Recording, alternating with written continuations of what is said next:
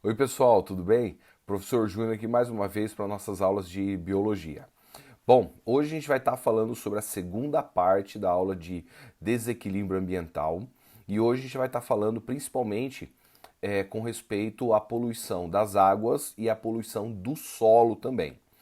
Bom, sobre a poluição das águas, nós conhecemos muito e ouvimos falar muito esses últimos dias com respeito à poluição pelos plásticos, né? Sabemos que o plástico em muitas vezes parece ser um mal necessário, em alguns momentos não. Mas a quantidade de plástico que é jogada nos oceanos, através dos rios ou diretamente, ela tem mudado muito o ecossistema aquático. Por quê? Principalmente porque os animais eles acabam não conseguindo diferenciar aquilo que é alimentação e aquilo que não é. Um exemplo, alguns dias atrás foi encontrado uma baleia morta numa praia e quando foram abrir ela para dar uma olhada no que tinha acontecido, verificaram o tubo digestório e o tubo digestório dela estava com 6 quilos de plástico dentro dela. Então você imagina só 6 quilos de plástico no tubo digestório, e isso faz uma interrupção da passagem de alimento e obviamente ela não consegue absorver os nutrientes e acaba morrendo por desnutrição. Você vê as tartarugas que se alimentam de água viva, quando chega uma sacolinha plástica, ela não consegue diferenciar. Então isso ela acaba ingerindo e acaba prejudicando muito essas espécies, levando grande quantidade à morte. Uma outra forma de poluição das águas seria a eutrofização da água. A eutrofização da água é quando há uma grande quantidade de poluição por dejetos humanos, urina, fezes, dejetos de animais, de indústrias. Quando isso chega na água, algumas bactérias se alimentam disso. E você sabe que as bactérias se reproduzem muito rapidamente. Então, há bactérias que se reproduzem aproximadamente a cada 20 minutos. Então, você tem algumas bactérias que são aeróbias. Então, elas consomem o oxigênio para elas poderem estar vivas, além daquilo que é jogado na água. Então, elas acabam se multiplicando tanto que aquilo faz com que ela tire o oxigênio quase em sua totalidade da água, matando todas as formas de vida que possa existir na água. E a quantidade de sedimento que é formado no caso de bactérias, na camada de bactérias que é formada sobre a água, impede também a entrada de luz e os indivíduos fotossintetizantes também acabam morrendo porque não conseguem realizar a fotossíntese para produzir aquilo que é necessário para eles. Uma outra forma de poluição da água seria de um fato bem curioso chamado de maré vermelha. O que acontece na maré vermelha? Quando há, em alguns casos, principalmente em regiões costeiras do oceano, uma certa diminuição de oxigênio, algumas bactérias chamadas de dinoflagelados, são protistas, que fazem a fotossíntese, eles acabam acumulando-se em grande quantidade, já que eles não precisam de oxigênio, fazem a fotossíntese, então eles acabam aumentando grande quantidade. E isso acaba levando uma competição entre os peixes, levando eles à morte, e essa coloração que fica sobre a água é uma coloração avermelhada, então daí o nome sobre maré vermelha. Agora vamos falar um pouquinho sobre a poluição do solo.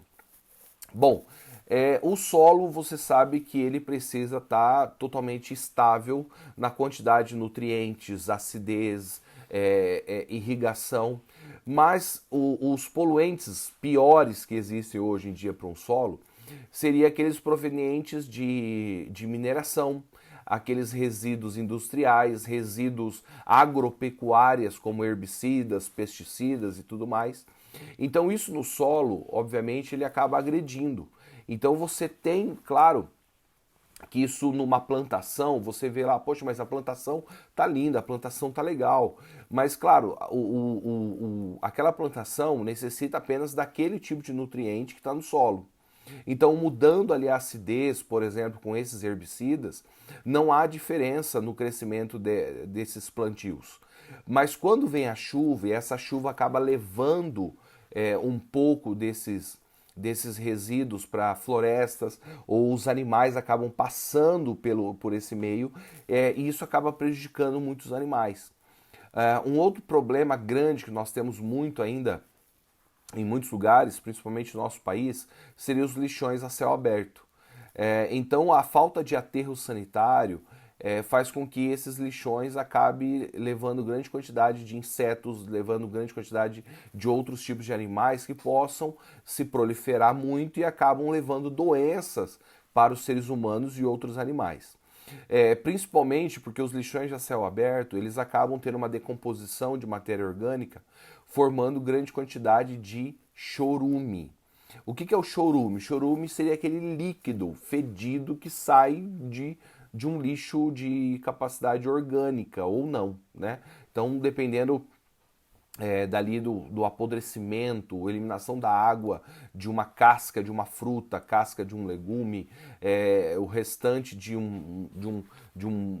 uma lata de extratos de tomate, restante de leite, tudo isso acaba ali se transformando em um líquido extremamente poluente. E ao ele penetrar no solo e ir atingindo os lençóis freáticos, isso acaba, além de poluir o solo, também acaba poluindo as fontes de água. E essa água acaba sendo levada para a irrigação de outros solos ou para o próprio mar, então você acaba tendo um prejuízo muito grande com esses lixões a céu aberto. Espero que vocês tenham gostado da aula de hoje. A aula hoje seria a parte 2. A primeira aula a gente falou sobre a poluição das águas também, e também sobre a poluição atmosférica, e nessa sobre a poluição das águas novamente e a poluição do solo. Deu uma estudada muito grande sobre essa parte do desequilíbrio ambiental, que eu falei até na primeira aula, lembrando que todo tipo de excesso de seres vivos, uma mudança no ecossistema, a falta de alguns seres vivos, isso faz com que você tenha um desequilíbrio na quantidade de consumidores. Então isso leva a um desequilíbrio ambiental.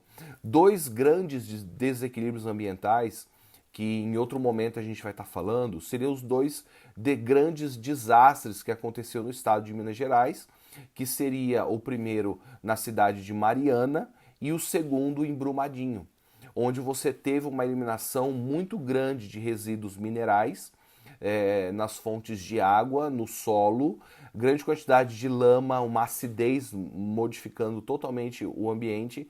Então isso você acaba tendo um grande prejuízo tanto para a fauna quanto para a flora, levando a um grande problema no desequilíbrio ambiental, na quebra de cadeias alimentares e teias alimentares.